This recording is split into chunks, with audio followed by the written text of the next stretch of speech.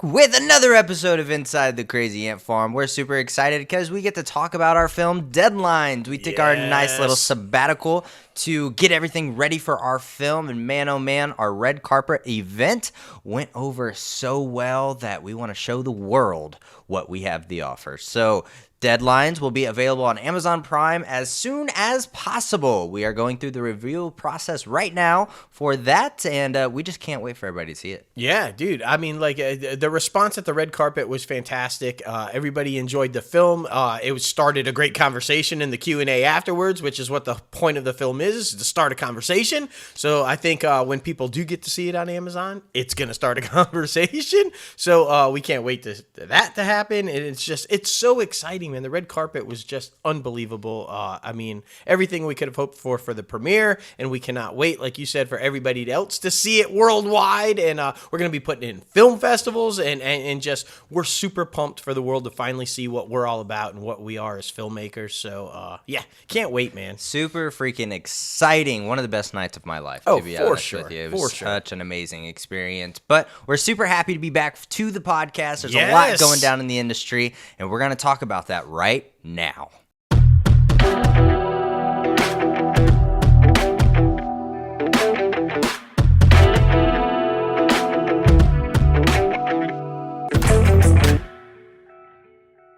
What's up, guys? We are here. We are getting crazy on episode 192 of Inside the Crazy Ant Farm. You know your host with the most, myself, JLo Fantastic, and the one and only Mal. What's up? Boy, oh boy, there's a lot happening like we teased a little bit earlier. Man, oh man, there's a lot of cancellations happening at Warner Brothers Discovery / CW that we're very curious about. We teased that a little bit on our social media platforms the other day, so I'm excited to dive deep into that one because a lot of different structuring happening everywhere, basically, in Hollywood. And not all good news for comic book fans. There was some really good news, but then there's, like you said, there's some bad news for comic book fans too. Of course, all of that news coming out of CinemaCon this week. You know, that's the big annual show for exhibitors, aka movie theaters, to be able to see what's coming, where, you know, how it's all going to go down. A lot of premieres, a lot of trailers, all kinds of good stuff. We've got it all for you. Do not worry. That's right. But before we get this thing started, be sure to head over to our website, www.crazyantmedia.com, where you can start rocking the latest and greatest Crazy Ant Media gear. We got shirts, we got hats,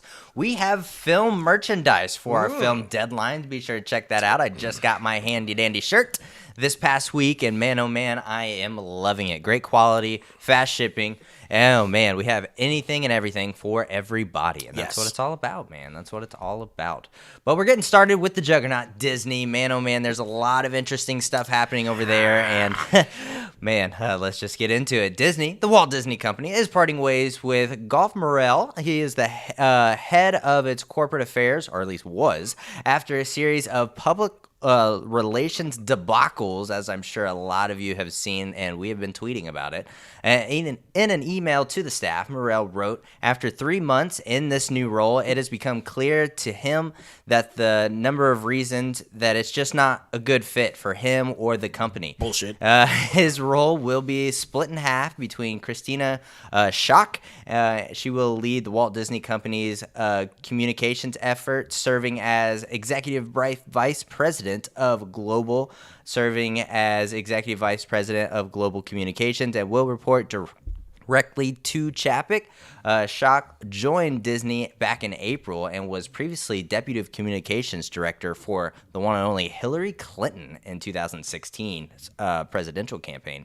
And Hiroko Gruites, who serves as Disney's general counsel, will take over Morrell's government relations and global public policy purview. He joined the company back in February and previously served as head of global affairs and chief legal officer for Spotify. Now, Morrell being ousted after less than 4 months on the job coincides with a bruising period in which Disney CEO Bob Chapek has faulted for his stumbling response of Florida's Don't Say Gay bill. We've talked a lot about that one on the podcast. And the ongoing controversy has led to questions about Chapek's leadership, which we've been questioning every single week, and growing sense that the company is needed to shake things up in a different way to prove himself to everybody else that he is his own individual leader. And it hasn't necessarily been going over very well. Yeah, I'm going to call it just exactly what this is. This is a bullshit move. This is Chapek throwing Morrell under the bus and taking the blame for the fiasco that is his problem with Governor DeSantis in Florida and his non-response to the Don't Say Gay bill.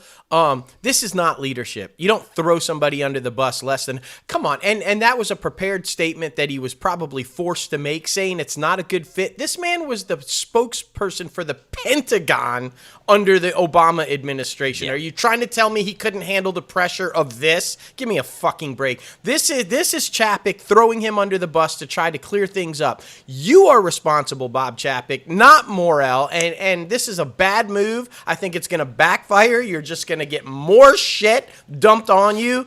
Get your shit together, man. You are fucking the mouse house up, and I am not happy about it. I'm just saying. As you can tell. As you can tell. As a shareholder, not as you can tell. That's not the only controversy, though, happening. This one kind of took everybody by surprise, including myself, and it's not good news for comic book fans. Director Jon Watts has left Marvel Studios' reboot of Fantastic Four. Uh-oh. Watts directed all three of Marvel Studios' Spider-Man movies, obviously, with Tom Holland and Zendaya, including the biggie, the $1.9 billion grossing Spider-Man No Way Home. He said in a statement that he wanted to simply step away from superhero films. Okay, I guess that makes sense. I mean, he's been doing it for like 7 years now, so I mean that's a long time. Feige said in a statement, quote, "Collaborating with Watts on the Spider-Man movies has been a true pleasure. And while we were looking forward to continuing our work with him to bring Fantastic Four into the MCU, we understand and are supportive of his reasons for stepping away. We are optimistic that we will have the opportunity to work together again at some point down the road." Now, if you guys remember, it was first announced that Watts is going to direct the Fantastic Four reboot back in December of 2020 during Disney's Investor Day. So, This is a big loss. I mean, because I think the thing that Jon Watts is so great at was the action and you know, the superhero aspect of the films, but then also the comedy, which is hugely important because that's what the Fantastic Four is all about. It's a comedic action-adventure superhero first family film. And thus far, nobody has gotten that right, and I feel like Jon would have nailed it. I don't know. I have a theory on this stuff. Yeah, we both have theories, and they're differing, so you can go with yours first. I think we've seen in the latest spots of the Doctor Strange movie that it is confirmed the Illuminati will make its presence. We all know who a member of the Illuminati is if they do this right and they don't vary away from the comic books, and that is himself, Reed Richards, Mr. Fantastic. So he will be making his debut into the MCU, which means it is the best kept secret in Hollywood as to who was cast as Mr. Richards. But I have a feeling it's Krasinski. I have a feeling that Watts wanted a little bit more money to come back to do Fantastic Four after the wildly successful run of the Spider-Man movies. Marvel was not willing to pay it, and Krasinski will be announced as the director of the Fantastic Four, which in my opinion would be fucking epic. I think he would just cream it. I think it would be amazing. And I think it would be the smart move to do. Yeah, I mean, I personally think it's because of Disney and because of all of Bob Chapek's stuff. I think, you know, creatives and filmmakers are going to want to separate themselves from this type of institution that is being run so poorly. So that is my opinion. I mean, we've been kind of theorizing that since the whole Don't Say Gay bill kind of unfolded. And so, like I said, with him being such a supportive leader throughout the MCU and with the Spider-Man films, I feel like, you know, right after this happens, he's just like, okay, for my career and for my sake, I'm just going to step away and step back a little bit. So It'll be interesting to see how that all unfolds and develops, but it would be an amazing choice if Krasinski comes and directs the Fantastic Four. I think there's only really two other choices you can go with, and that would be either Edgar Wright, who, like, wanted desperately to do, direct a Marvel film. You guys know he wrote the Ant-Man films, but he was set to direct, and then because of scheduling conflicts had to pull out, and Peyton Reed took over. And Peyton Reed is fantastic. He has also nailed that action-adventure superhero with the comedy in the Ant-Man movies, and it's been stellar.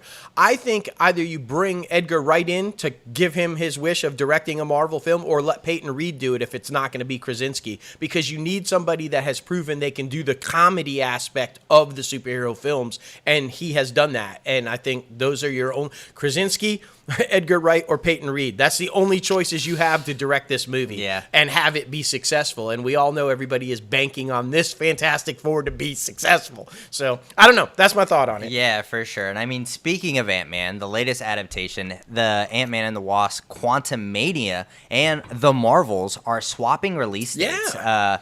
The sequel to the Marvels of 2019's Captain Marvel was originally due to open in theaters February 17th of 2023, and Quantumania, the third movie in the Ant-Man series, was set to open July 28th of 2023. Instead, Quantumania will now bow its the first in February, and the Marvels will debut in July. Insiders say this was a matter of Quantumania simply being further along in the creative process than the Marvels, as the former has wrapped principal photography, while the Marvels has still a little bit more to go, which kind of makes sense in my opinion, at Marvel Studios. Other big theatrical releases in 2023, Guardians of the Galaxy 3 is set to debut May 5th of 2023. So that's all very exciting. It all makes sense, and especially with, I feel like, a whole bunch of probably CGI and special effects going into the Marvels. And I mean, there's a lot of that in Ant-Man too. But I mean, if you're going completely cosmic and all of her like epic powers, I feel like, it is what it is. It is. And I think that this is a nice way to cover up too if there is another explanation, and that's the delays have shifted. Remember, they had to rewrite Spider-Man. They had to rewrite Doctor Strange because of the delays, and they were supposed to be flip-flop. So there's obviously some story elements that might not work if they came out in the wrong order now, so they have to switch them up. I don't know. Which they're doing brilliantly. Brilliantly, I must say, at doing that with COVID and all the delays and everything like that. They're doing an amazing job at switching out some writing aspects and switching out like different release dates. Yeah, I agreed. I mean, it's Marvel.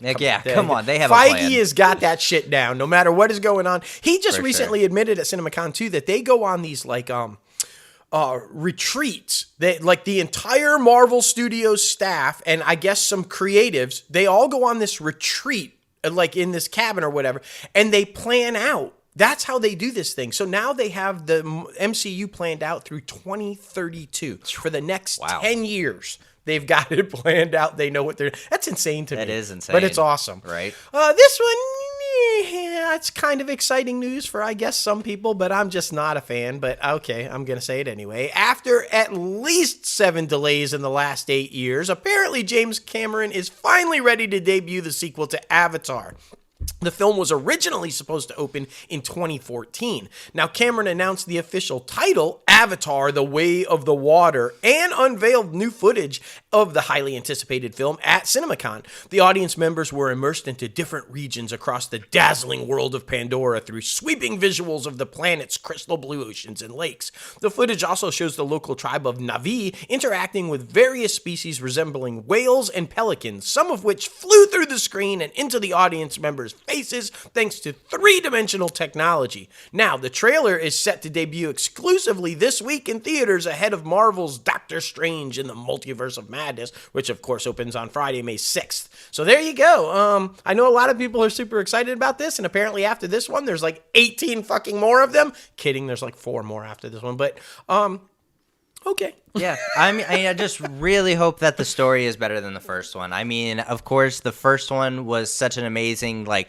visual experience, but the story was a little lacking, in my opinion. So hopefully the story is a little bit better, and maybe the technology, well, I know the technology has improved, like, what, it's been like 10 years since the first one or something stupid like that? Oh, I mean, even longer than that, almost 20. Yeah, so I mean, the progression is going to be very interesting, and It'll be interesting to see either same day release. Cameron won't let that same day release, probably not. Nah, he doesn't like that shit. So Yeah, I don't know. it'll be interesting. I mean, it was groundbreaking technology. Yeah. I think that's why it did as huge as it did, because nobody had ever seen anything like that before. Yeah. But that's not the case anymore, Cameron. So the Exactly. story better be solid. Otherwise, people are going to be like, yeah, I've seen that. Just saying. This next one is very exciting because she's an amazing creative, and I'm excited to see her take that step behind the camera. And I'm talking about Blake Lively. She's going to make her feature film directorial debut in the upcoming film adaptation of the graphic novel Seconds for Searchlight Pictures. The script is penned by Edgar Wright. Hey, that guy.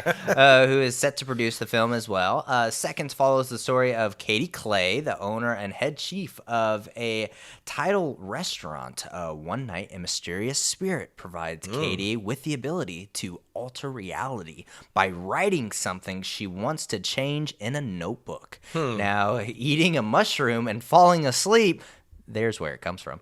Mushrooms. As Katie begins abusing the power to alter her past mistakes, her actions slowly cause the fabric of time and space to unravel. So, like, kind of a universe of madness a little bit. Just a tiny bit. But this sounds like an Aaron Sorkin thing, Right? Like, no, I mean, I don't know, but it just.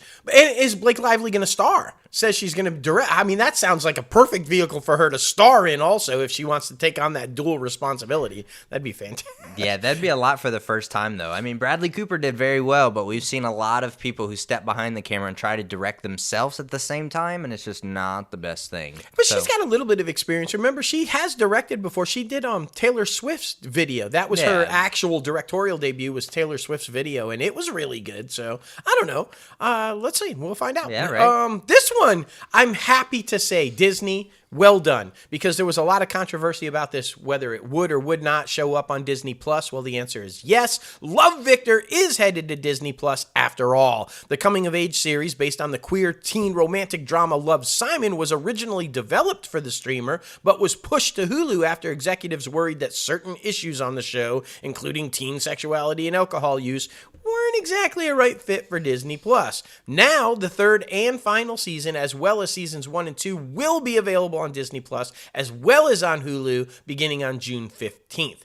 That is one thing I will say that Chapek has done. He has made a clear and bold move to say we are willing to put this type product under the mouse ears, which none of the prior CEOs were willing to do.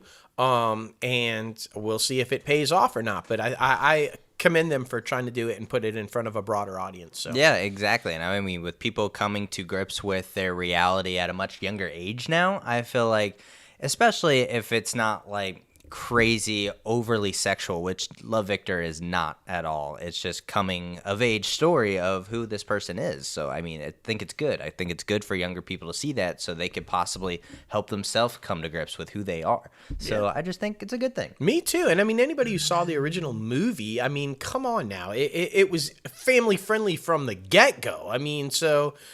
Yeah, I don't know. I think this is a great move. Yeah, agreed. And I'm surprised by this one because, you know, with the password altered Disney Plus now, so get this, guys. Emmy-winning comedy series Schitt's Creek, it was huge. Everybody loved it. Fucking crazy at the Emmys. Won a whole bunch of awards. Will cycle off of Netflix in the U.S. later this year to become available on Disney's Hulu.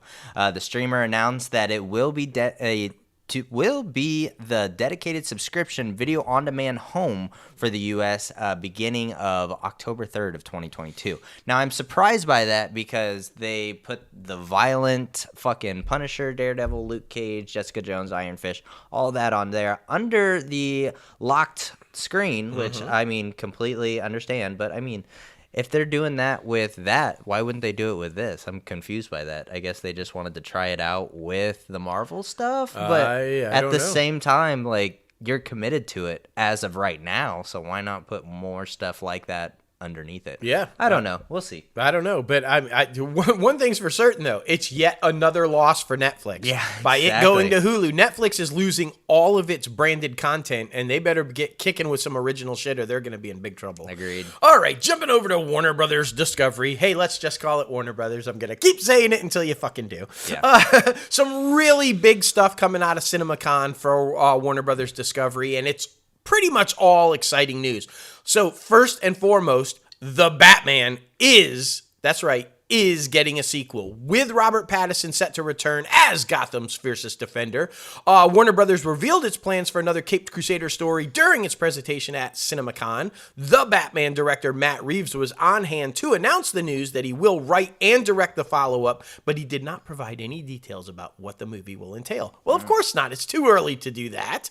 Oh my goodness, it's so freaking crazy though. I'm so pumped about it, but I'm just saying, I want Mr. Freeze. We had an awful adaptation of that with nippled Batman, but I want a good adaptation of that, a real life, grounded fucking, it would just be amazing. Let's not go back to the Joker, please. Let's not. I'm just saying. But speaking of the Batman, in a brief trailer for The Flash, a familiar scene of Ezra Miller's Scarlet Speedster asking Michael Keaton's Batman if he is going to join them and play how that plays out. However, unlike the DC fandom preview back in 2021, CinemaCon's new trailer shows the gray-haired Bruce Wayne wearing his Batsuit without his mask, saying, "You want to get nuts? Let's get nuts." I can't wait to see that, because obviously they haven't released that publicly yet, but because all we ever saw was the back of him, right? But anybody, 89 Batman fan, any Keaton Batman fan knows that is a direct pull from the 89 Batman, where he's as Bruce Wayne, where Joker's about to shoot him and he's trying to protect Val, and he grabs the little tin thing and he's like, "You want to get nuts? Let's get nuts." I mean, that's a direct. I am so fucking pumped that he redelivers that line, and gray hair. Oh my! I'm so fucking pumped for. I'm not pumped for the Flash movie, but I am so fucking pumped to see Keaton back as Batman, and I can't wait, honestly, for the Batgirl movie. I'm just gonna be so fucking pumped. This one's interesting. They released a whole bunch of pictures, and we were right. We talked about what the premise could possibly be. It appears that what we were talking about on our last show a while back will be the premise. Warner Brothers announced that the release date for the much-anticipated live-action Barbie film starring Margot Robbie and Ryan Gosling will debut July 21st, 2023. Then they released a nice picture of her in the pink convertible and everything. And I guess what it is that she's unhappy with the way things are going down in her Barbie world.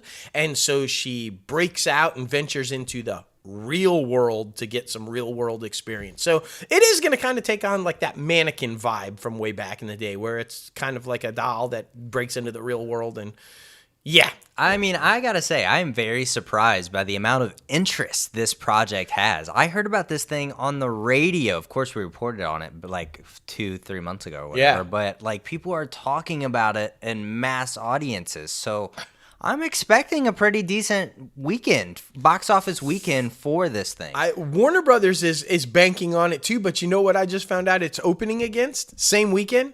Oppenheimer. Ooh. Which, I mean, no, and that's got like every other star in Hollywood except for Margot Robbie and Ryan Gosling. So the Warner Brothers must feel pretty confident if it's willing to open it against Oppenheimer. So we'll see. Yeah. And do you think that's a direct slap at Nolan? For sure. I think that's a okay, we're going to open our biggie against you, asshole, for leaving us. I think that's what that is. So Goodness gracious. I think it's going to backfire for Warner Brothers. I think so too. I think Oppenheimer's going to. I love Margot Robbie, but I think Oppenheimer's going to kick its ass. I don't know. Yeah, for sure. Well, the Dune prequel series at HBO Max has brought Jonah Rednick aboard to direct the first 2 episodes, and Jonah will serve as an executive producer on the show, currently titled Dune: The Sisterhood. It is ordered straight to series at HBO Max. It happened back in June 2019. Previously, Dune director and co-writer Denis Villeneuve was attached to direct the pilot for Dune: The Sisterhood, but his work on Dune's sequel film will prevent him from doing so, which makes sense. The show is set 10,000 years prior to the events of Dune, and it follows the Harkonnen sisters as they combat forces and threaten the future of humankind and establish a fabled sect known as the Benin Gesserit. So very interesting. This whole franchise is honestly very interesting because I don't know. I haven't seen the first one or the original yet. And I mean, was this also a cult classic when it came out? The original was. Yeah. It was massively successful, and that's why I was shocked when they decided to reboot it and do it again. But I'm not sure it warrants a spin-off series, but we'll see. I mean, I didn't think that the new film went over very well. I don't know. It's just my opinion. This one seems very weird to me. Now, don't get me wrong. I love Harley Quinn. The animated series, I think it's epic. I think it's fantastic. I think Kaylee Cuoco is brilliant. I love the Poison Ivy Harley Quinn thing and everything. But this one's a little like, what? A Harley Quinn spin-off series titled Noonins has officially been ordered at HBO Max. Now, the series will focus on lovable loser Kite Man and his new squeeze, the Golden Glider, as they moonlight as criminals to support their foolish purchase of Noonins. Now, Gotham's seediest dive bar, Matt Oberg, will reprise the role of Kite Man, whom he voiced, of course, on Harley Quinn. HBO Max has given this show a 10-episode order. Kite Man? Okay. We're going to go with Kite Man? Yeah. Really? That's the bad guy you want to spin off into his own series? While he's very humorous in Harley Quinn. His own show? Yeah. It's very interesting. DC has made some interesting choices, I guess you could say. James Gunn did pretty well with Polka Dot Man, or whatever the fuck his name is, and the Suicide Squad reboot, I guess. But I don't know. They have some very interesting villains and characters in general. So with going with this decision, I like Golden Glider. I thought they did a really good rendition of her on Flash, CW's Flash. But all right, guys. Here is what we've been teasing, and it's very interesting because I feel like these shows had a massive following. But obviously, DC and Warner Brothers Discovery is going in a different direction, and it's going to be interesting to see how they do so. Batwoman has been canceled at the CW after 3 seasons. Now, you guys know Batwoman began airing on the CW back in 2019 with the different lead actress, Ruby Rose, that originally starred in the series, but exited after the first season. She later claimed that the unsafe working conditions led to her exit, as well as other issues with Dougray Scott. Now, Javicia Leslie then came in and brought the character a whole new light.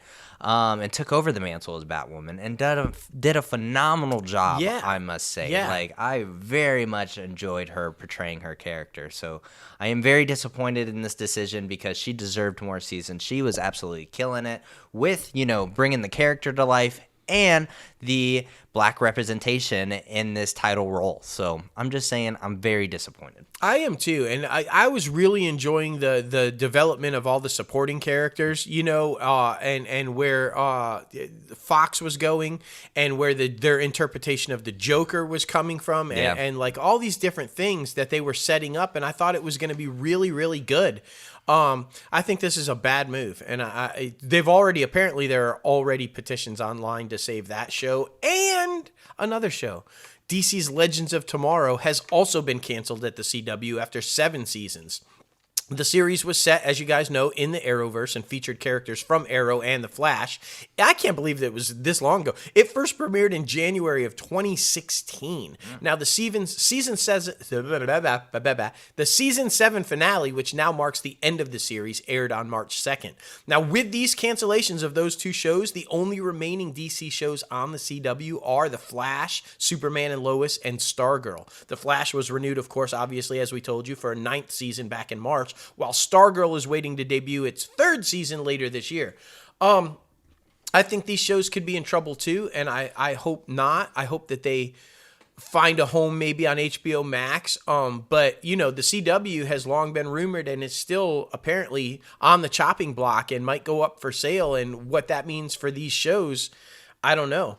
But if you don't bring Batwoman and Superman and Lois and Stargirl to HBO. I don't know about Legends. It had a good run, 7 seasons. I feel like, I know the fans love it, but I just don't know. But Superman and Lois and Stargirl, if you don't bring those over to HBO Max after you've greenlit fucking Kite Man, huge fucking mistake. Okay? Somebody infinitely better. Superman and Lois and please bring them the fucking H. That's all I'm saying. Yeah. Kite Man? You're proud to announce Kite Man, but you're not sure about these? Come on now. I know. And I feel like, The Flash is near the end of its run. Yeah, so, I think season 9 will be it. Yeah. But the other 2 or 3 shows, like, it definitely needs to come to HBO Max. Have it under one roof and just, because, they were already going to HBO Max anyway, so why it would just make sense. I think you could totally incorporate Batwoman into Titans. For sure. Have that be a little crossover type thing. That would be fucking epic. Exactly. But I'll let you have this one because I know you're super excited about it.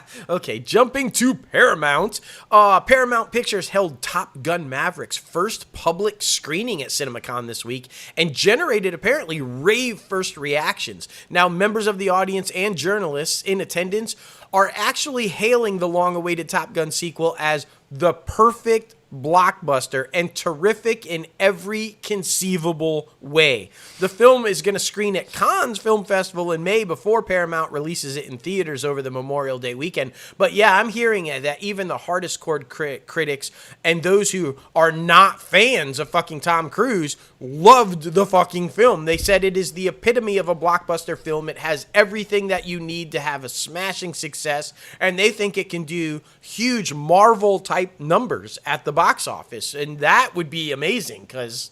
Well, in my opinion, when you think of blockbuster movie, 2 films come to mind, and that is Jaws and Top Gun. To be honest. So, they're the definition of that genre of movie, I guess you could say. So, what Top Gun did in 86 was fucking phenomenal. Yeah. Like, and every re-release has done really well. Yep. Like, when it's re-released, and you have to see this one in theaters, guys. For sure. And if you can, in a fucking IMAX theater, because the dogfights in the air and the flying and all that, you cannot watch that anywhere but an IMAX fucking suite. You feel like you're in the fucking cockpit. It's so fucking awesome.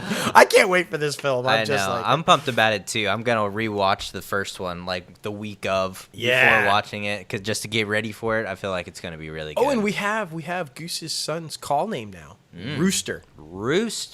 Makes sense. Yeah, he's keeping it in the bird family. Yeah, right. Keeping it there.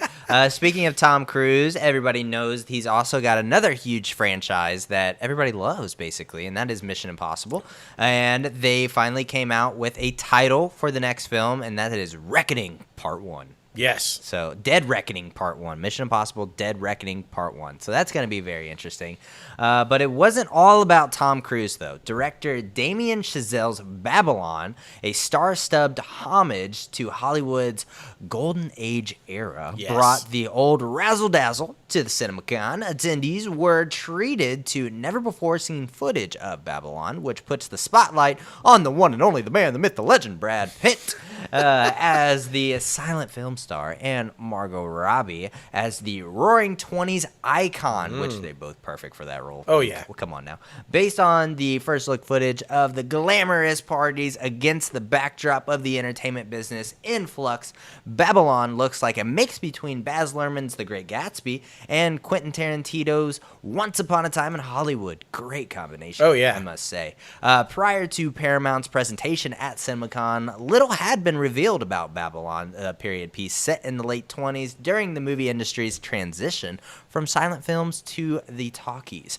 I'm super excited about this thing. It's got an amazing cast. Everybody knows Brad Pitt's one of my homeboys, so gotta love it. I'm gonna call him up and say congratulations. Yeah, and it looks like Margot Robbie's gonna have a huge summer. Dude, so seriously, she deserves it though. She's an amazing person. She really is, and an amazing talent. Yeah. She's a phenomenal actress, and so I hope that people start recognizing her beyond her beautifulness. Like, just recognize the talent that this woman has and why she keeps landing in these amazing roles. Exactly. Mom will be happy about this one. Blue Bloods has been renewed for season 13 at CBS. Blue Bloods is the latest scripted renewal that CBS has announced of late.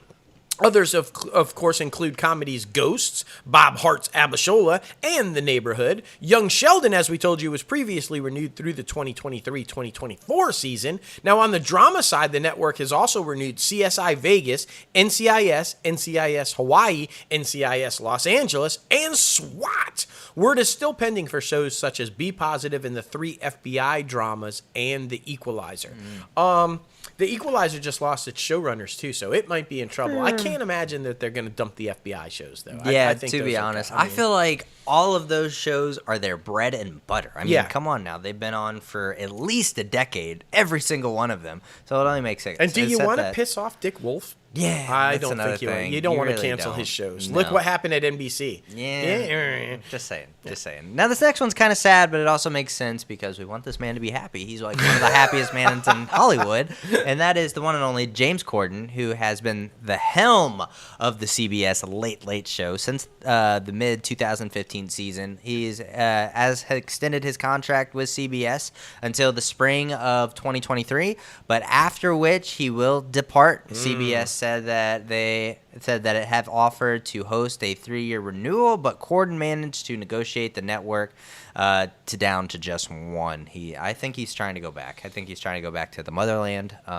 He just misses being around, his family and friends and everybody out there. But he's definitely going to stay in the entertainment industry, I feel like. Yeah, I think so. I mean, part of his statement was that he wanted to try new things. I Yeah. mean, he's still a young guy, and he's Yeah. been doing this for a long time. And he's a great actor. Yeah, and I don't think it was ever his intention to be a talk show host. Yeah. I just don't think that was the gig. Yeah. He took advantage of it, and rightly so. But he's not a Leno or a Letterman, or that's not his gig. Yeah.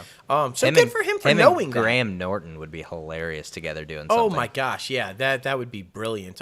Talks are that Trevor Noah is the inside guy that could take over the show. That which makes would sense. totally He's make the hot rising thing right now. Yeah, I mean, and keep it in the family at CBS. For so, sure. I don't know. Oof, NBC Universal. This is boy. not good news, and I'm blaming your boy Vin Diesel.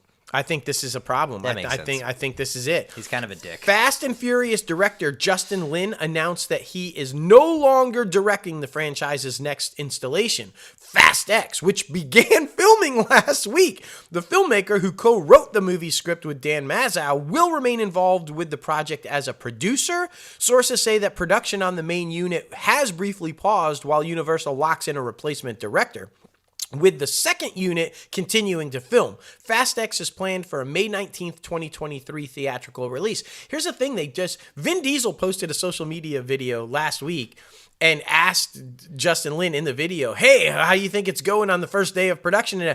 And Justin, didn't answer him. He looked really uncomfortable in the chair and kind of looked off to the side, and he said, I think it's going to be big. And but uncomfortably so. And then the rumors now that we're hearing from sources is that it was creative differences. I think Vin Diesel is fucking this thing up. I think so too, man. If you gotta ask me, I mean, Paul Walker was the main guy, but they've always said Vin Diesel is the face of the franchise. He's kind of an asshole. So, I mean, go back to just saying I am Groot and just stick with that. I mean, this guy, remember, he directed 5 of these films. So for him to walk away, there had to be something going on. I mean, that's what I'm saying. And with that, with Vin Diesel being such a instrumental part of that in every single phase, I feel like it's definitely something going on. Agreed. There. But who knows? We'll probably learn more about that. It's a developing story. Now, John M. Chu announced on social media that his upcoming adaptation of the musical Wicked will be split into 2 films. There's so much happening in this one. Universal Pictures will release the first Wicked movie on December 25th, Christmas Day of 2024, and the second Wicked will be debut exactly 1 year later on December 25th of 2025. Ariana Grande and Cynthia Erivo are set to star in the lead roles of Glinda and Ebitha, respectively. So that's going to be very interesting. They both have amazing voices, and I think they're just going to do so good. I mean, old girl there, she has to be, Ariana has to be the fucking, one of the Wicked Witches of the West. Are they both the witches? No, she's Glinda the Good Witch. Really? Yeah. Yeah, Cynthia's going to play the Bad Witch. Yeah. Very interesting. Yeah.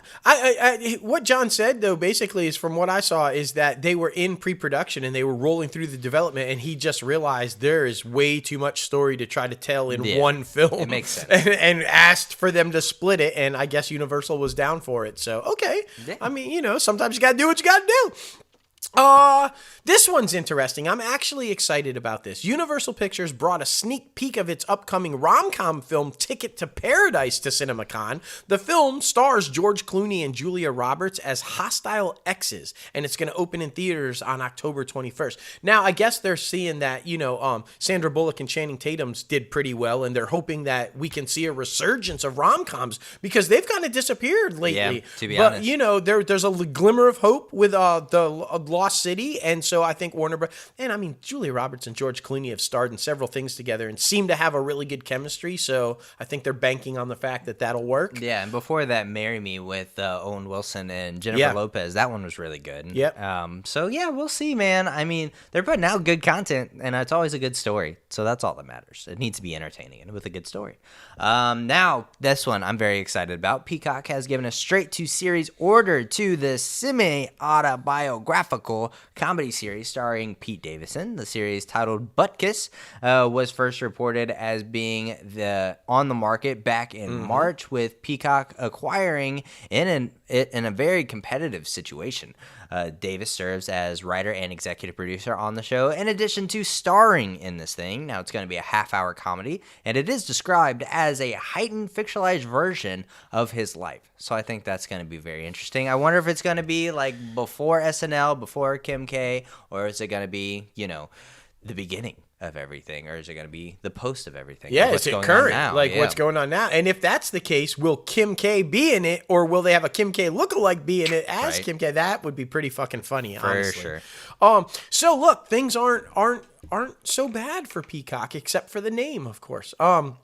Apparently, it ended the first quarter of the year with 28 million active accounts and 13 million paid subscribers. Now, that total is up from the 24.5 million monthly active accounts and 9 million paid subscribers reported for the end of the first quarter in 2021, which has both free, ad-supported, and paid and ad-free tiers.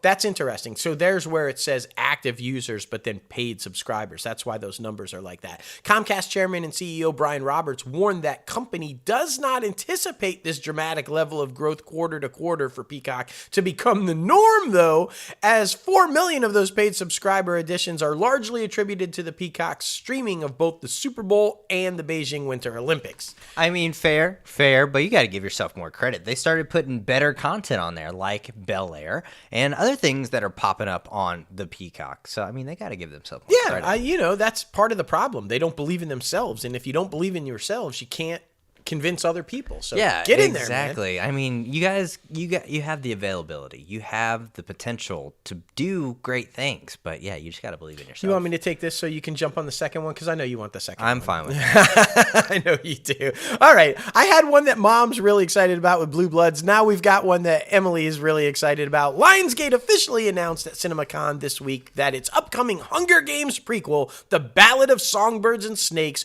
will be released in theaters sooner than we thought. November 17th, 2023. Yeah. Now, the story takes place decades before the adventures of Katniss Everdeen and centers on a young Coriolanus Snow, who eventually, as we know, becomes the tyrannical president of Panem. So that's going to be really, I think a lot of people are super excited about this thing. I'm guessing it's another planned trilogy. Yeah. I think, of course, it's going to do gangbusters at the box office.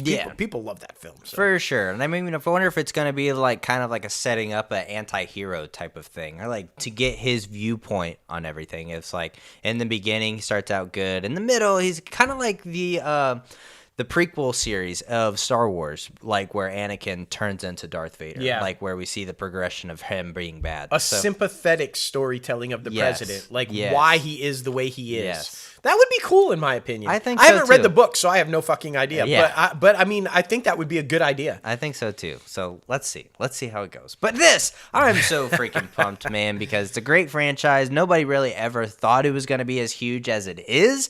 But man, oh man, everybody's loving it. I'm talking about Keanu Reeves' John Wick. And now they closed out Lionsgate's presentation at CinemaCon and appearing the first look of Chapter 4 of John Wick. The footage screen Wick is on his parental revenge tour.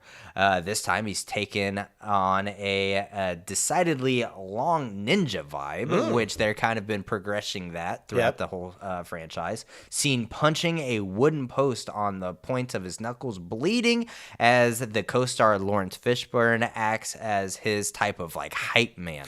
Now, John Wick's Chapter 4 hits theaters May 23rd of 2023. I'm super freaking pumped about this because like I said, I don't think they even really intended for this one to be a massive franchise, but now it's like everywhere and it's kind of like this cult following. Oh yeah. So I'm pumped. Hence this next story, a spin-off of John Wick, which I think now that this casting announcement has been made is also going to be way huge for them. It was also announced that the John Wick spin-off film Ballerina is now officially a go. It's long been rumored, but it is officially a go. And here's the good news, guys and gals.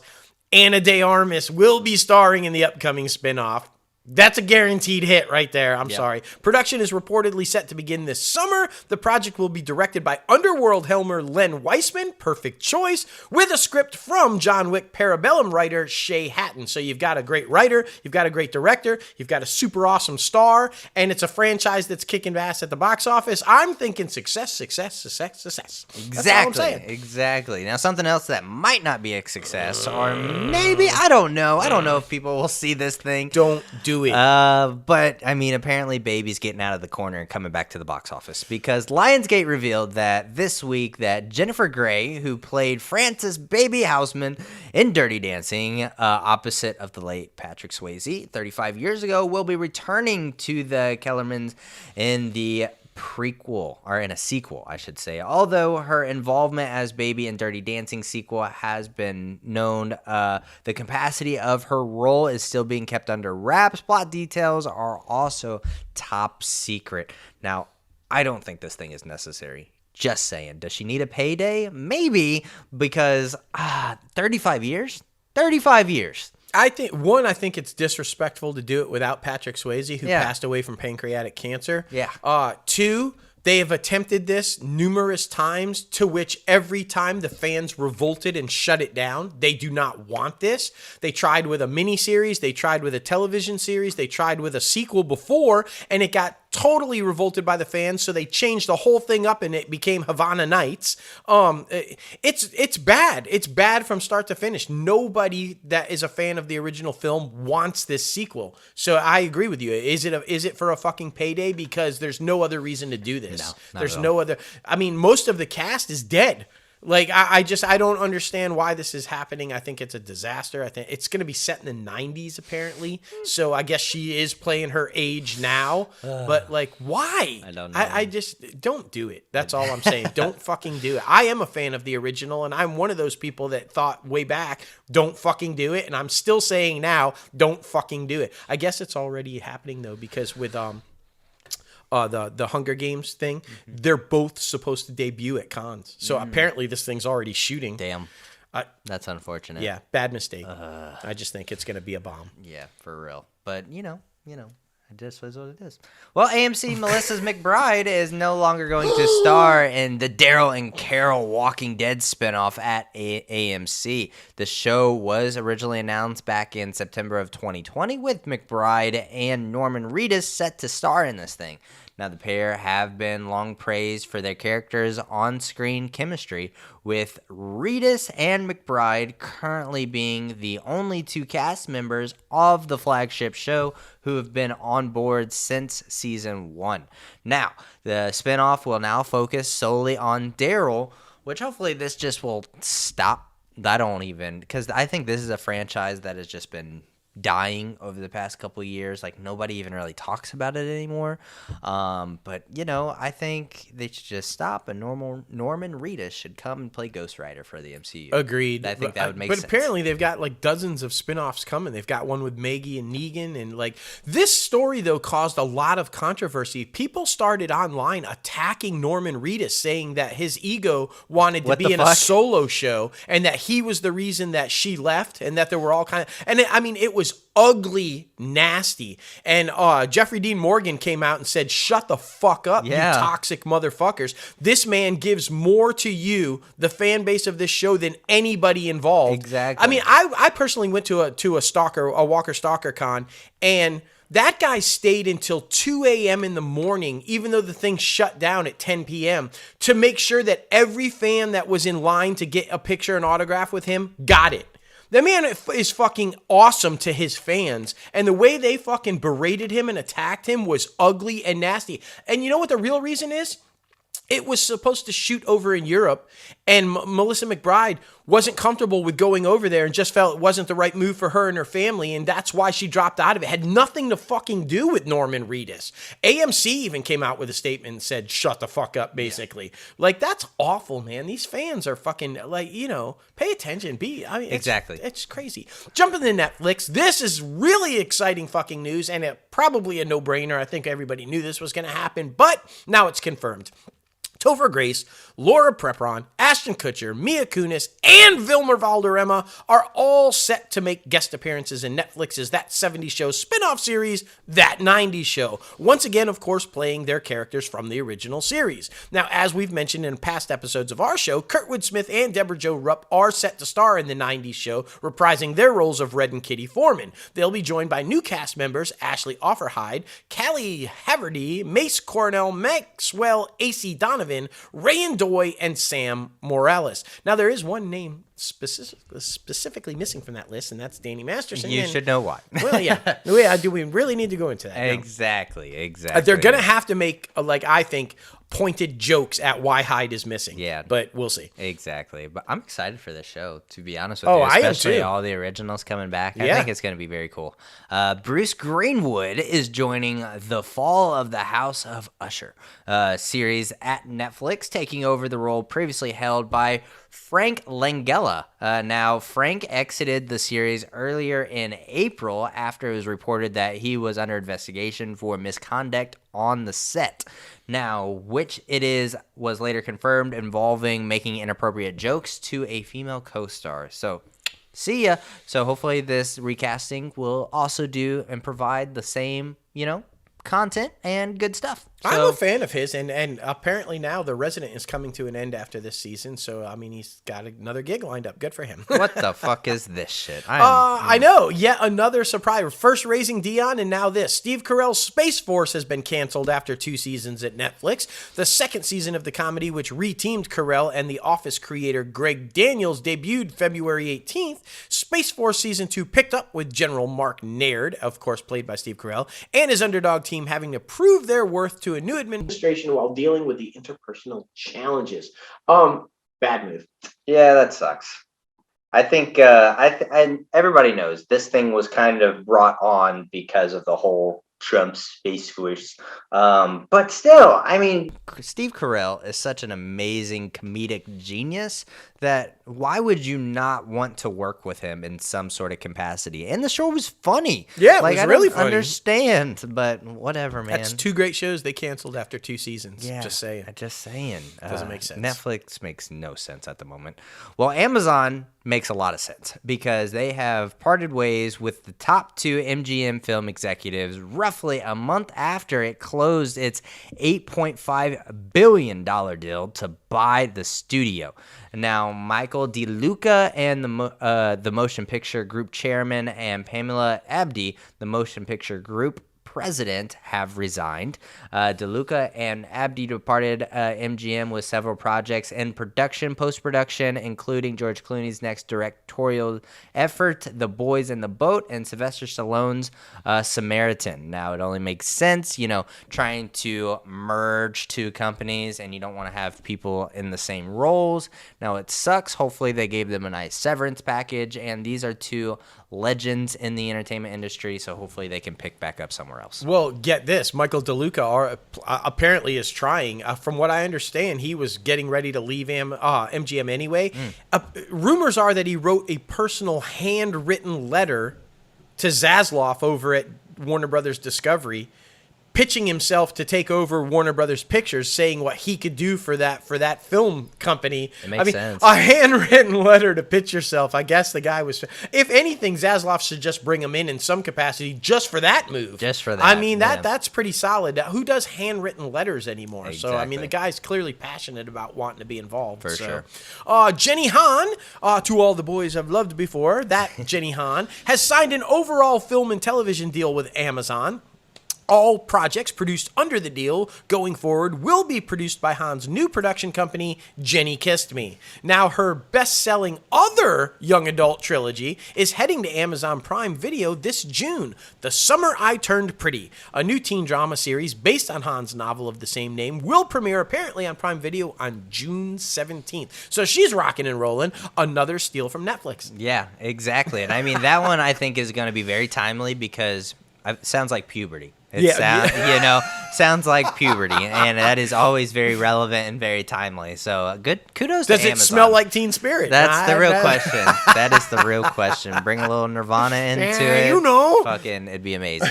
Now, Apple, they freaking are in talks and are trying to work with Michael J. Fox, the Hollywood star who became powerful advocate for medical research and will be a subject of a new documentary from the Oscar-winning filmmaker Davis Guggenheim. Now, Apple Original Films has nabbed the rights to the movie, which is currently in production in New York, Los Angeles, and Vancouver, all the hubs. The film, which is untitled at the moment, will chart Fox's extraordinary career, documenting his rise to the pinnacle of the movie and television business, thanks to royal and family ties and Back to the Future, obviously. It will also take a look at Fox's struggles with celebrity once he climbed to those heights, as well as his diagnosis. At 29 with Parkinson's disease and the impact that it had on his personal and professional life. Apple says that the film will incorporate into the documentary archive footage and scripted elements and is being produced and unprecedented access to Fox and his family. I think this is very important because Parkinson's is a huge thing that is going on right now. So to bring more awareness about it and to bring more, conversation about it is very important. For sure. I totally agree wholeheartedly. I've always been a fan. I loved him as Alex P. Keaton on Family Ties. Yeah. Obviously the brilliant move into movies with Back to the Future and Secret of My Success and Light of Day and so many other ones. And yeah, it was difficult to watch when he got diagnosed and to see that kind of downgrade and how it affected his career and him as a human being. But he did make a nice resurgence on The Good Wife, and he's still now on The Good Fight making an appearance. And he's still working and he's still trying to get it done. So I think you're right. This is going to be an important story to tell, and I'm glad that Apple's doing it. So. Yeah, for sure, man, for sure. Well, that is our industry news, guys. Oh, it was a great week back, and I felt like we had a lot of good stuff. Oh, hell yeah, man. I missed talking about all the great stuff. And dissing Chapek. Yes, exactly. That's the main thing. I love it. Go away! I love it, though. I love it. But man, oh man, it is now time for our top 5 segment, and this week it is top 5 favorite versions of Batman. Yes. So basically anywhere that Bruce Wayne had appeared or played, the Caped Crusader. Yeah, this could be comic books, this could be video games, this could be television or movies, just like any of our favorite version of the character. Yes, for sure, for sure. So number 5 for me goes to Batman and the Arkham Asylum series. Now, a big reason for my pick for this one comes from the overall gameplay of the story that progresses throughout the whole thing, because it incorporates all of our favorite villains, like the Riddler, like the Joker, like Bane, like Dr. Freeze, all of these amazing people, and just, the costumes alone. I feel like they very much, before Ben Affleck became Batfleck, Dark Knight Arkham Asylum kind of had that look. He had the strong, bulked up Batman, not the slender, like just kind of already in his routine, as the Capes Crusader. So I thought that was very cool, very interesting, and to go through all of these different missions, I thought it was very special, and it was one of my all-time favorite games, so that's why I had to put it on there. So number 5 for me, Batman Arkham Asylum. That's so funny because one of mine on my list is the origin as to that look. Yeah, so exactly. But my number 5, I think, is going to be controversial. So come at me, bitches. My number 5 is actually the Bruce Wayne interpretation that we're seeing in Titans. Now, everybody's not a fan. We haven't seen him suit up as Batman yet, just kind of shadowed kind of things or whatever. But I really like the interpretation of Bruce Wayne that they're doing on Titans. Yep. I like the older, he's kind of still at it, but not really, and he's regretting a lot of things that he's done. He's kind of reassessing his life as Batman and how he's brought these young guys into this life, and I like it. I know people were kind of dogging it, the little goofy dance scene or whatever. Fuck the goofy dance scene. Watch that fight scene with him and Dick when Dick becomes Nightwing. Yeah. Where no matter what Dick does, he cannot beat him. Batman just not. It's a great interpretation, and I thought this season particularly, where he was really feeling the regret of bringing both Dick and Jason into this world and what it has done to them. I just think it's brilliant. So come at me if you disagree with me, but I really do think that I would like to see more of that interpretation of not just Bruce, but I'd like to see him behind the cowl and out on the streets. Will we see that with Tim Drake? Maybe. I don't know, but I'd like to see that. Seriously. Season 3 of Titans is very special. Yeah. If you guys have not jumped on this show yet, it only keeps getting better season throughout season. So definitely jump on that. Fucking Red Hood. Oh my God. Jason, so fucking good. I can't wait for this next season. I can't either, man. It's going to be very special. Number 4 for me goes to Gotham. That kid playing younger Bruce Wayne. I feel like, to see his struggles and to see what he goes through, like right after the death of his parents, and to try to, figure out who he is, figure out his place in society is a very special thing before he puts on the cape, before he puts on the cowl, because he has to figure out his life before becoming Batman. So I thought that was a very special interpretation. I think this show went over a lot better than a lot of people expected, bringing the whole fucking Alfred aspect into it when they brought in Pennyworth. Is that what it is? I haven't watched that yet, but I heard it's very special. But to also, have it at the point of view of Gordon and have it, see how this child is going through losing his parents and becoming who he is. I thought it was all very special. So that's why number 4 for me is Gotham. Yeah, and huge kudos to Mazzow, the young man who played Bruce Wayne and Batman, because this is a show that, as you said, was centered around Gordon, and his rise to who he eventually becomes. So to be able to, and to the writers for giving us such in-depth and background of Bruce, even though the show was not anything about Bruce, I think the way that they did that and how they built their early relationship was brilliant. I'm totally there with you. I think it's, and I don't think it's as appreciated as much as it should be. I think it did go over really well with its fan base, and I think some people should go back and try to catch it because it's really good. And Ben McKenzie's phenomenal as Gordon. Okay, my number 4 is the origin of your thick, older, grizzlied Batman. It's, of course, Frank Miller's Dark Knight.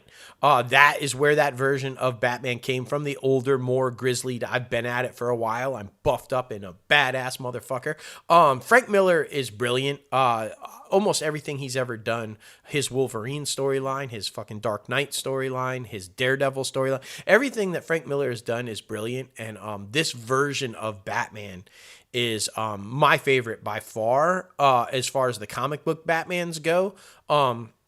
It just, I think it kind of changed the game as the way people looked at him. And it was a bit more violent. It was a bit more dark, as if Batman wasn't already, but I think that there was a need for it because there was a while there where it got, the costume got really bright blue and gray with a big yellow, and it kind of got a little bit more campy. And I think Frank Miller's like, that's not who this guy is, and I'm going to take it back. I'm going to bring it back to the grizzled, hard Batman that we know and love. And I think that series did that. So that's my number 4, Frank Miller's Dark Knight. Yeah, for sure. And I think that was right before my number 3, which goes into Batman Beyond, where Batman figures out that, okay, it's time. I have to hang it up. I can't do this anymore. My body just cannot take it anymore. I could barely walk, so I need to either pass this on or let it die, and have someone who comes into that role and who's very persistent, who has the same core values as Bruce had, to come in and just be like, no, I want to do this. And I forget the dude's name right now that took over. Terry McGinnis, who is played by the older brother from Boy Meets World. Yeah, Will Friedle. Yep. I didn't know that. That's so funny until I looked at IMDb. That's why you should have IMDb. But like, it's such a cool thing because he was very, regressive. He didn't want to bring somebody else into this world because of everything that happened to his Robins, and especially to have someone take over as the Batman, I feel like was a very, it's a scary thing to do when all of these different things have happened to these other people who Bruce cared about. Mm-hmm. So to kind of step back and do this leadership role, I think was very special, and especially in the future, with with The Return of the Joker, one of my all-time favorite Batman films. Sure. But like I said, that one always holds a special place for me. I love that I can watch it on HBO Max now. I love that we can watch the original Batman the Animated Series. Like, so much good stuff on HBO Max. So be sure to check that out. But yes, number 3 for me is Batman Beyond. And, I was a huge fan of that show as well. And based on what we literally just talked about in industry news earlier with Keaton's older Batman with the gray hair, and we know he's going to appear in Batgirl, but are we setting up a Batman Beyond? Will we see a live action Batman Beyond with Keaton as the old Bruce Wayne guiding the new mentor?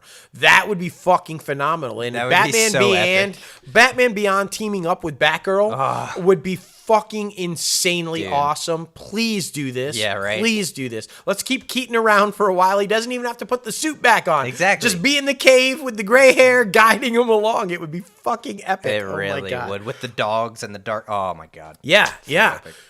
I can't even. So my number 3 is the current Robert Pattison, Matt Reeves version of the Batman.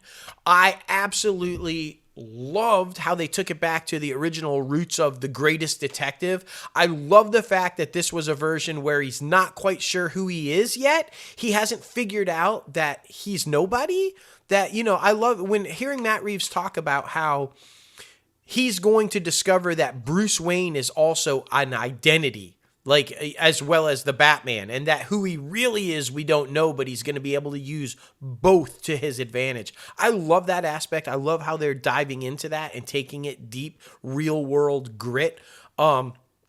You mentioned Batman the Animated Series, and there is so much pulled from the comic books and Batman the Animated Series and the original 89 movies and like the different in this that it was just impossible not to love. I absolutely freaking loved it, and I can't wait for the sequel. I think we're going to see a lot more of Bruce Wayne from what I understand. It's going to be amazing. Yeah, I'm super pumped about it. That's why it's my number 2, the Batman. I loved how we got to see him, with it being year 2, we got to see him making mistakes. We got to see him like, oh, I shouldn't shoot my fucking grappler gun to this thing because I'm going to fucking fall. Or like when he's flying through and he falls through on the street. Like, I felt like that was really special because Batman as a human being, he is not perfect. So he needs to make mistakes. He needs to figure out his rhythm. And I also love how, our last adaptation, the Christopher Nolan one, which, will always be one of my favorites, but how that temperature was very blue, but we completely transitioned to where this temperature is very, very yellow and orange. I love that. I feel like it's a darker interpretation, very more grounded in reality. So that's why, it's my number 2 pick. There you go. My number 2 pick is basically what this series was a sequel to Tim Burton's Batman movies. That's basically what it was. The theme song, everything, all the elements were there. It was all about it. I'm talking about Batman the Animated Series, which in my opinion is the single best animated superhero series ever. It literally captured everything that made Batman special. Kevin Conroy's interpretation of Bruce Wayne / Batman is unmatched in my opinion. As far that voice and the storytelling in that was so above and beyond. Bruce Timm and what they were able to, and Paul, now I can't remember his last name, but what Paul Dini, Bruce Timm and Paul Dini, what they were able to create with that show and the stories. And, for anybody who doesn't know, Harley Quinn, she didn't exist before that show. She was created for that show and blew up into now going into the comic books and into the movies and into her own series and everything. She doesn't exist without Batman the Animated Series. Just a brilliant interpretation of the character. And I am super pumped because those two are teaming up for another version of an animated, more dark and more gritty than Batman the Animated Series, which was already dark and gritty for its time. That's where I Am Vengeance comes from. That line delivered in the Batman actually originated on Batman the Animated Series. So, oh my gosh, it's hard not to have it as my number 2, and I can't wait for the new one. Yeah, to be honest with you, it's just so good. I love everything that they're doing with Batman. There's so many Batman content out there, so I'd be sure to check all of that out on HBO Max. This is not a plug for them or anything. It's not like we're sponsoring the podcast, but shit. And but of course, you should. Of course, my number 1 is The Dark Knight, with Christopher Nolan being one of my favorite directors, and with Christian Bale being, I'd say, top 10 favorite actors, but then, of course, Heath Ledger being my all-time favorite actor. So, of course, that was my favorite version of Batman, my favorite film of all time. But I do love the orange tones. I love complete all over the spectrum of the tones, but I love the blue tone. I just feel like there's something special. There's something cold about that that Christopher Nolan really captivated with that whole franchise. I loved Tom Hardy, and I loved who they brought to shape around Christian Bale. I thought all of those were very special. Liam Neeson, obviously. I mean, this dude, he's in like all the major franchises. It's wild. But Christian Bale, I think, of course, I've talked about this before, is going to be my all-time favorite Batman forever and always. Thank you, John Papsadera. So, yeah, man, just rocking and rolling with that one. That is my number 1, The Dark Knight. Yeah, I think Morgan Freeman as Lucius Fox was brilliant. Brilliant. I mean, he played Lucius better than I think we could see him. Anyone else. Yeah. No surprise what my number 1 favorite is. It's the 89 Batman. If you've Michael listened Keaton. to any of the shows, you should know. Yeah. By far my favorite interpretation of the character. I think Keaton absolutely nailed Bruce Wayne and Batman. I really wanted to see the continuation of that story from Burton. Unfortunately, we didn't get to see that. But now that Keaton's back, maybe we will get a glimpse at that. But I just think it was groundbreaking at its time. I think the what maybe Matt Reeves is trying to do in this new interpretation is what Burton was planning on doing. It was a very Bruce Wayne in the 89 Batman, in my opinion, was a character. It was not, he too was a role that he was playing in front of people. And do we really see? I feel like that was interpreted so well when he's sitting in the chair and the bat signal comes up and he's deep in thought. That's Bruce Wayne. Then that kind of bumbling playboy, do I really know what's going on? Bruce Wayne at the party, and then Batman. All personas, but the real Bruce was the one sitting in that chair contemplating what had to be happening next to kind of, and I thought it was brilliantly done. By far. I'm Batman. That everybody's done it since he originated. I'm Batman. That's where the voice, everything, like Keaton nailed it, and just, I mean, I don't know. I mean, seeing it in '89 as a 19-year-old kid, it was amazing to see that like come to life and to see it finally done, in my opinion, right. I'm not an Adam West Batman fan. It was campy. It was fun. I mean, it had its moments, but to see Keaton's Batman and go, now that's fucking Batman. that's what did it for me. And that's why it's my favorite. I just think it launched everything else. Yeah. I will say, though, I feel like Adam West's Batman put that character on the map, like in a global audience that didn't make it so, confined to just the comic books. So I will give credit for that. But yeah, I agree. I need more darker tone. Yeah, I think Adam West's Batman was needed for its time because the country was going through all the bullshit in the 60s of anti-war protests and all the craziness of, and they needed something fun and lighthearted to kind of like take away from that. And I think that's why it was so successful in its time.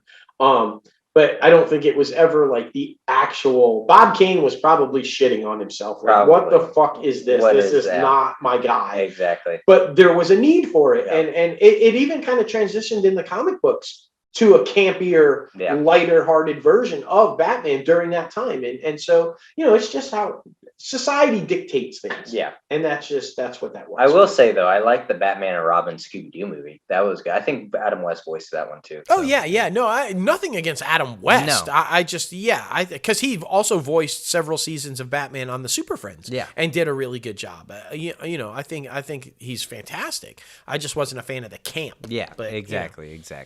But guys, that is our top 5 segment. Let us know what your favorite version of Batman is. Yeah, I'm curious. Oh man, there's so many different out there, especially like I said, I watch HBO Max a lot. My favorite streaming service, like the different Samurai HBO Max, like different or Batman Samurai like aspect, and all these different. They have things. a really cool Batman podcast on there too, which is badass. Yeah. You should check that out. For sure. But we want to know, be sure to leave a comment below in the YouTube section, in the podcast section, or on Twitter. We love the conversation.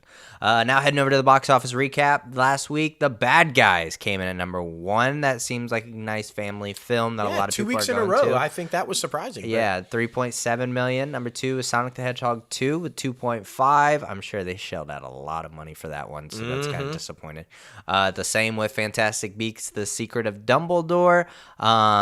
This is, I think, an effect of JK's comments, so I'm not surprised by that, but I've also seen bad reviews about it.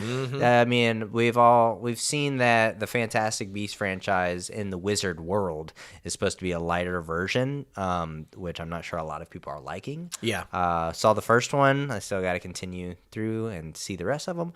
Number 4 was The Northman. I really want to see, but his last 2 films, the director, have been kind of weird.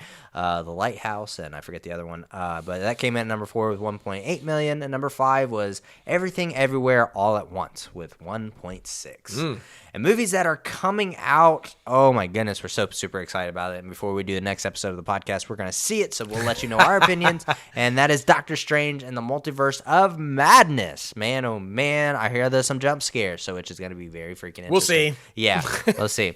Memory, Firebird, Hatching, and Black Sight. All of which will make no money. None. Because Doctor Strange Exactly. is going to suck it up. That's so funny. Movies you can still go see at your local cinema is The Lost City, Father Stew. I saw it. It is very good. Morbius, Ambulance, and The Batman, which it's very interesting because actually in this week's IMDbPro's top trending segment, The Batman is still number 1. We're assuming because the sequel was announced, which makes sense. Everybody loved it. It'll be interesting to see how long the sequel is going to be. Yeah, right? And it's apparently dominating on HBO Max, so I don't know why you'd still go see it at a theater unless you didn't see it already at the theater. But so it makes sense it's the number 1 trender. For sure.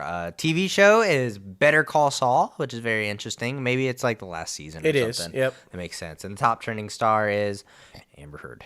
Which, I mean, whatever. So is that what it takes to be the top trending star? Apparently. You admit that you shit in your ex's bed? Yeah. Like, what the fuck was that? Yeah. Like, And what the fuck? Johnny's number 2, so it's just like, what is happening? What the fuck? Yeah. You shit in his bed? What? She's crazy. If there was ever anything to say mental health is a serious problem that needs to be addressed and paid attention to in society today, she shit in the man's bed. Come on, guys. Just saying. But anyway, guys, thank you so much for getting crazy with us on episode 192 of the podcast. Man, oh man, it was an amazing ride. We're so happy to be back. Yes! Be sure to follow the company and podcast on social media at Crazy Ant Media on Twitter and Instagram, and at ITCAFpodcast, Twitter, Instagram, and TikTok. And you guys know you can follow us both personally on social media, myself at JLoFantastic and At Crazy Ant Guy 1970. yes, sir. And you guys know you can subscribe to the podcast anywhere you listen to your podcast, and that's Anchor, Apple Podcasts, Spotify, Google Play Music, iHeartRadio, Podbean, Stitcher, and so much more. You can also watch the video of the podcast on YouTube. Be sure to go to the YouTube search engine and type in Crazy Ant Media. We've got all of our episodes on there from past guests, from past episodes. Everything's on there, so be sure to like this video, subscribe to the channel, and ring that bell for all the latest and greatest notifications that are going down in Hollywood, because you know we have them for you. But man, oh man, a lot of good stuff happening this week. Of course, we love Batman. Batman's one of my all-time favorite characters. Of course. And his little, family, I guess you could say. But a lot of good stuff. A lot of good stuff. Very interesting to see what's happening at Warner Brothers with their decision-making.